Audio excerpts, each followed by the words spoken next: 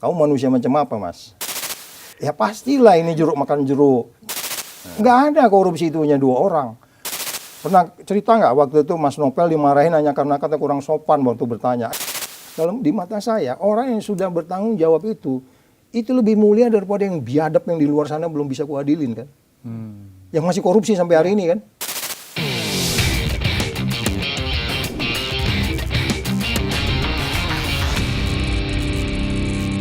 Soal kasus yang Jampitsus. Iya. Kalau menurut Pak Saud, penanganan kasusnya sudah benar nggak diserahkan ke kejaksaan? Kenapa nggak ke KPK aja sih? Iya, jadi kalau by law maupun by definition, by filosofi, by logic juga ya. Kalau by law kan memang jelas pasal 10 ayat pasal 10A itu dijelaskan KPK berwenang. Kata-katanya berwenang loh. Berwenang. Jadi kalau Mas Rizky punya wewenang, nggak dijalankan oleh kamu, kamu manusia macam apa, Mas? Iya. Kamu punya wewenang. Udah dikasih kewenangan.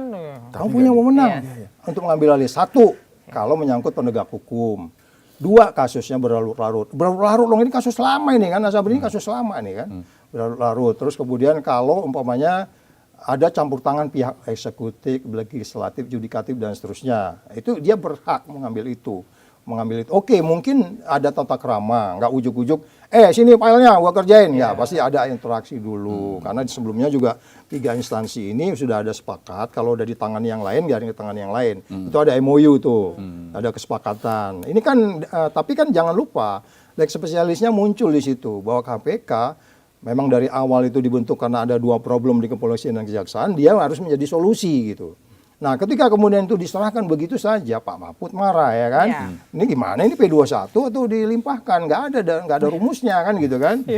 Ya, kan dia bilang gitu kan, dia marah kan. Nah, kemudian logika publik juga mengatakan, ya pastilah ini jeruk makan jeruk. Udah jeruknya kecil, asem lagi.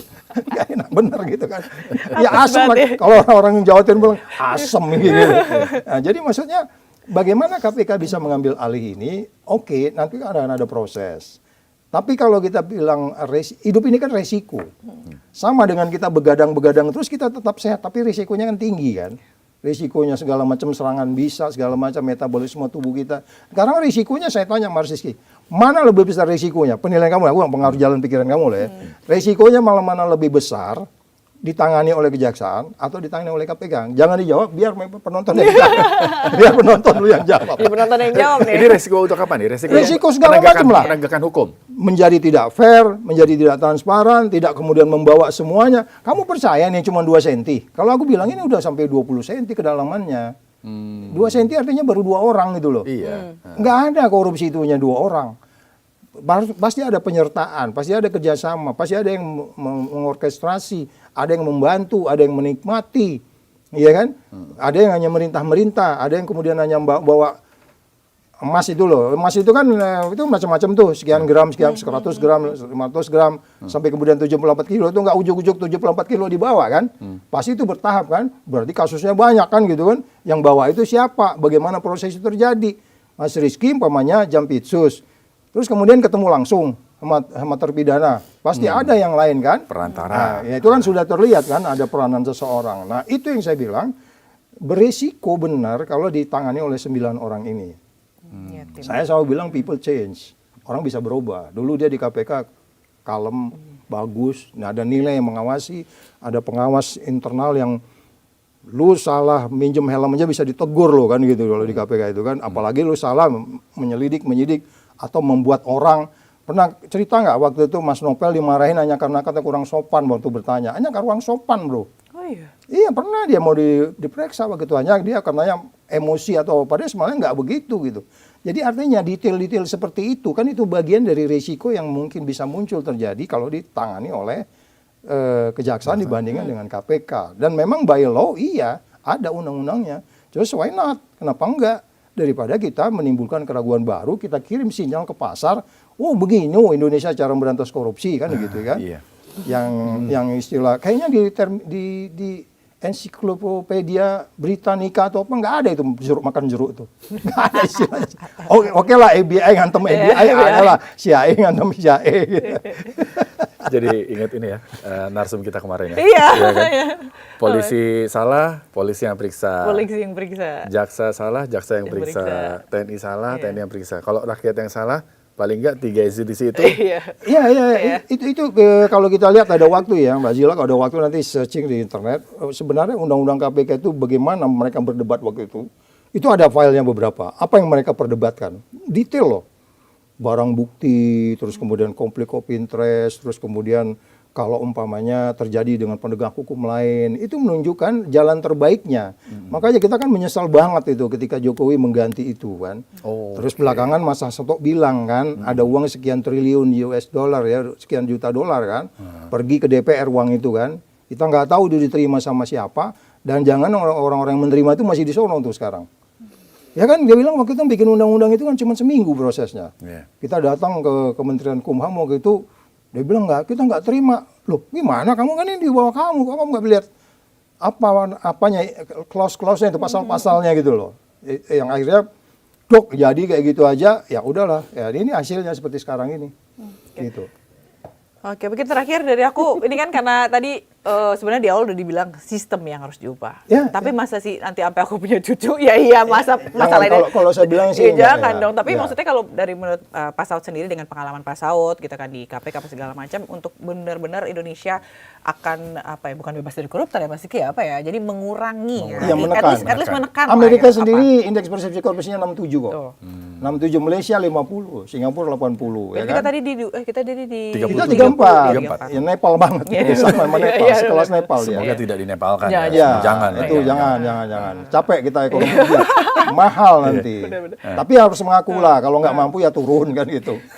Kan gitu, nggak usah mesti dinepalin dulu gitu loh. Oke. Berarti pertanyaannya kayak, jadi harus apa? Jadi malah di Nepal dia. Jangan. Oke. Oke. Oke. Terus ini ini dalam soal apa namanya ide koruptor tidak diberi hak politik. Yes, itu juga kemarin disampaikan bahwa sebenarnya ini bisa balik lagi, bakal ada jadi ketua umum partai lagi. Ya. Ya, jadi memang itu ada banyak perdebatan ya. Nah, Aku ini basically tuh kelihatan kayak orang gimana gitu ya. Tapi sebenarnya saya itu romantik orangnya. Yuh. Contohnya gini nih. Mbak Jila, kamu bayangin nggak? Ada surat tiba-tiba masuk ke KPK, Pak tolong dong saya jangan ditahan di kota ini karena anak saya di kota B, anak saya sekarang dijaga oleh neneknya. Bisa nggak saya dipindahin dari kota A ke kota B gitu, supaya saya bisa sambil mengawasi anak saya walaupun saya di penjara. Bagi seorang penegak hukum, kita kan punya anak juga kan. Jadi artinya apa? Ketika seorang sudah melakui perbuatannya, kemudian dia udah bertanggung jawab terhadap perbuatannya itu, masa nggak bisa sih kita kasih reward hanya untuk memindahkan dia dari kota A ke kota B supaya dia bisa menjaga anaknya? Artinya apa di situ? Ketika orang sudah menyesali perbuatannya, Mas Rizky, kamu mau gebukin dia sampai 2 kali. Itu juga yang kadang membuat kita kadang-kadang, ya oke lah dia udah masuk penjara, toh kalau memang dia bekas koruptor, kalau rakyatnya nggak mau milih, mau apa gitu kan, nggak akan dipilih gitu. Tetapi apakah kita perlu larang itu? Hakim kadang memang memutuskan, tidak boleh. Sampai 5 tahun ke depan kamu nggak boleh mencalonkan. Ada memang, tergantung nanti bagaimana dia ngeyel, gimana, nggak ngakuin atau jelimet di pengadilan itu sehingga hak politiknya dicabut. Kan nggak semua tuh yang dicabut hak politiknya tuh. Ada yang kemudian ujuk-ujuk confidence lagi dia muncul lagi. Tetapi bagi saya, di mata saya, orang-orang yang sudah menjalani tahanan ini, di mata gue loh ini, nggak tahu yang lain ya, Mbak Jila atau Mas Rizky juga. Di mata saya, orang yang sudah bertanggung jawab itu lebih mulia daripada yang biadab yang di luar sana belum bisa kuadilin kan. Yang masih korupsi sampai hari ini kan. Iya dong. Ya, dan belum ketangkap ya. Yang belum ketangkap. Jadi maksud saya gini loh, kita juga jangan membiasakan membangun hukum itu dengan dendam gitu, dengan emosi gitu. Kita nggak boleh didik rakyat kita. Tapi rakyat kan nggak percaya. Iya nggak percaya lah, di rumah orang yang nangani hakim ada 54 kilogram uang sama 0,5 triliun lebih begitu kan. Jadi jangan salahkan rakyat itu juga gitu. Pertanyaannya kembali lagi ya adalah kita memang harus cari check and balance satu sama lain. Tapi jangan lupa ketika kemudian yang mulia yang ini mewakili Tuhan yang sudah memutuskan, kita harus terima itu. Di luar itu masih ada kelemahan-kelemahan, masih ada yang korup penyelenggara negara. Makanya kan World Justice Project itu menilai kita itu sangat rendah, di bawah 50 juga. Cara kita menjalankan hukum lah ya, hakim, jaksa, segala macam lah itu, polisi, segala macam, KPK termasuk dalamnya kan sangat rendah World Justice Project itu dalam indeks persepsi korupsi itu.